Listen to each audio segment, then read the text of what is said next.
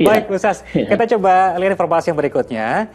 Pusat Pengajian dan Pengembangan Islam Jakarta menggelar acara Festival Seni dan Budaya Islam Indonesia di Convention Hall Jakarta Islamic Center.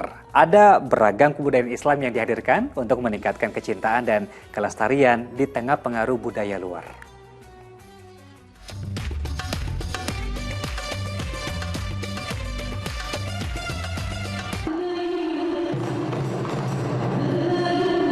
Masya Allah, syahdu sekali ya lantunan sholawat yang dinyanyikan oleh grup Marawis pada Festival Seni dan Budaya Islam Indonesia yang digelar di Convention Hall Jakarta Islamic Center. Tidak hanya perlombaan Marawis, ada pula beragam acara lainnya, seperti dialog budaya, talk show, atau sharing dari orang-orang inspiratif, serta aneka bazar. Bertajuk indahnya transformasi seni budaya Islam Indonesia, kegiatan ini berupaya membuka cakrawala generasi muda untuk tetap mencintai budaya Islam di tengah derasnya pengaruh budaya luar. Sesuai tema kegiatan ini adalah indahnya transformasi seni budaya Islam Indonesia, kita ingin memberikan perspektif yang berbeda, bahwa kita tidak melarang masuknya budaya luar, tapi kita mengkombinasikannya, yang penting tidak bertolak belakang dengan ajaran Islam. Wah, seru banget ya acaranya. Bahkan ada sekitar 1.000 pengunjung yang hadir loh dari berbagai kalangan, khususnya generasi milenial. Menurut aku sangat berguna banget, bermanfaat, sekaligus juga menambah wawasan untuk kita semua, khususnya para milenial yang berada di perkumpulan ini. Acara hari ini sangat bermanfaat, apalagi kebanyakan sekarang di generasi Z ini saat terlalu mencintai budaya luar, di mana kurangnya tahu tentang budaya-budaya Islam. Dengan adanya acara hari ini, jadi kita lebih tahu ada apa aja di kebudayaan Islam. Dengan adanya kegiatan ini diharapkan bisa melestarikan beragam kebudayaan Islam di Indonesia. Dari Jakarta, Krusita Maharani, Dedi Suhardiman melaporkan. Masya Allah, ini mengingatkan kita akan bagaimana para wali terdahulu menyebarkan agama Islam di tanah air, begitu Ustadz ya, melalui seni dan juga budaya. Ada komentarnya Ustadz?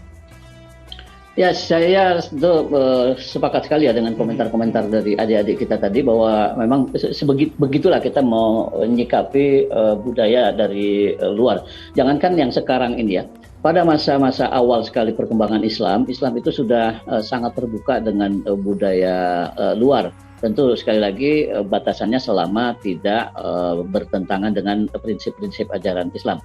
Karena itu kan kita bisa memaklumi mengapa masjid kita umpamanya itu berbentuk kubah yang seperti setengah bulat itu ya, atau bawang dan seterusnya, itu seperti bawang bentuknya. Apakah pada zaman Nabi itu sudah ada? Ternyata kalau kita pelajari sejarahnya, zaman Nabi tidak ada bentuk kubah masjid yang semacam itu gitu. Itu lahir dari budaya di masyarakat tertentu. Ada yang dalam sejarah disebutkan masyarakat Turki, yang kemudian itu karena Turki saat itu menjadi inferior ya, negara muslim yang besar sekali, sehingga pengaruhnya kemana-mana, sampai di Indonesia di pelosok-pelosok masjid bentuknya ya seperti itu. Nah, mengenal budaya yang semacam ini, mencintai ini pada gilirannya juga akan membuat kita bisa membedakan mana yang benar-benar ajaran agama yang tidak boleh berubah, dan mana ini yang budaya yang bisa saja berubah. Dengan mengerti semacam itu kan nanti akan bisa timbul saling pengertian. Sebab pernah kejadian di satu tempat masyarakat membangun masjid tidak menggunakan kubah, itu ada yang protes gitu, tidak ada kubahnya, ada yang protes. Ini bukan masjid ini kalau nggak ada kubahnya. Padahal kubahnya itu hanya bagian dari budaya, boleh ada boleh tidak gitu. Kecuali kalau masjid dibangun tapi orang tidak sholat di situ, nah itu baru boleh kita protes, sudah dibangun tapi tidak digunakan sholat, karena unsur terpentingnya sholatnya tidak ada. Tapi kalau soal kubahnya dan seterusnya itu bagian dari budaya. Nah, saya kira dengan pameran-pameran semacam ini mengenal budaya Islam dari negara manapun, itu akan membuat kita bisa mengerti betul, bijak. Oh, ini ternyata bagian dari pokok ajaran yang tidak boleh berubah. Oh, ini hanya budaya yang bisa berkembang dari satu masa ke masa yang lain, berbeda dari satu tempat ke tempat yang lain. Saya kira itu sangat baik. Dan yang dicontohkan oleh Wali Songo yang menyebarkan agama Islam di Indonesia, itu saya kira juga sudah sering kita dengar, kita baca, sangat adaptif dengan perkembangan budaya yang ada di Indonesia ini, sehingga Islam menjadi mudah diterima di Indonesia. Begitu saya kira. Betul. kita juga mendengar bahwa ada banyak ulama mufasir yang menghasilkan berbagai macam mahakarya kitab tafsir yang menggunakan bahasa daerah Ustaz ya. Ada yang bahasa Jawa, Sunda, dan juga Bugis. Nampaknya sungguh terbukti bahwa pendekatan-pendekatan inilah yang berhasil membuat tanah air ini mengenal Islam dengan baik. Nah Ustaz, Betul. kalau dalam Al-Quran sendiri, seperti apa kedudukan seni dan budaya ini? Apakah ada tersirat dalam ayat suci itu? Ada, tidak langsung ya, tentu tidak langsung karena Al-Quran kan memberi petunjuk secara umum prinsip-prinsip. Salah satu prinsipnya adalah bahwa umpamanya Allah di dalam Al-Quran itu menggambarkan datang perginya hewan peliharaan kita dari kandang menuju tempat penggembalaan, kemudian sore pulang lagi dari tempat penggembalaan menuju kandang, itu sebagai sesuatu yang indah. Nah, karena memang itu sesuatu indah, berarti Allah memuji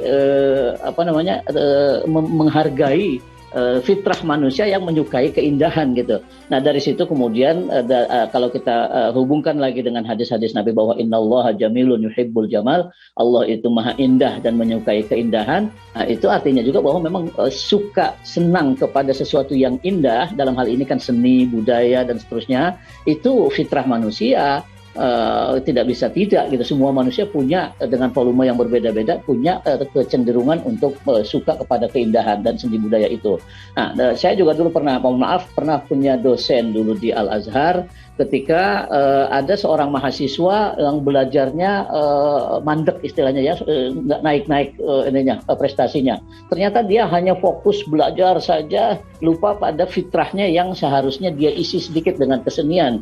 Nah, dianjurkanlah kamu sekali-sekali bermain musik, kamu sekali-kali lihatlah sesuatu yang indah-indah gitu, yang halal tentu saja, hiburan-hiburan. Ternyata dengan begitu dirinya lebih seimbang gitu loh. Jadi ini juga akan membentuk keseimbangan diri kita. Kalau kita hanya pada filsafat saja atau sesuatu yang sains saja, yang matematis saja, keindahannya tidak ada, yang hidup kita menjadi tidak seimbang gitu ya. Saya kira itu di dalam Al-Quran ayat yang menyebutkan tentang keindahan, kemudian hadis Nabi yang menyebutkan innallaha jamilun yuhibbul jamal, Allah maha indah dan menyukai keindahan, itu menjadi dasar bahwa memang fitrah manusia suka kepada seni dan budaya. Tinggal patokannya itu saja saya kira yang perlu kita sesuaikan dengan hukum halal haramnya ya. Terbuka pakaian tentu indah mungkin, tapi tidak sesuai dengan ajaran Islam. Saya kira begitu Kak Jemi ya.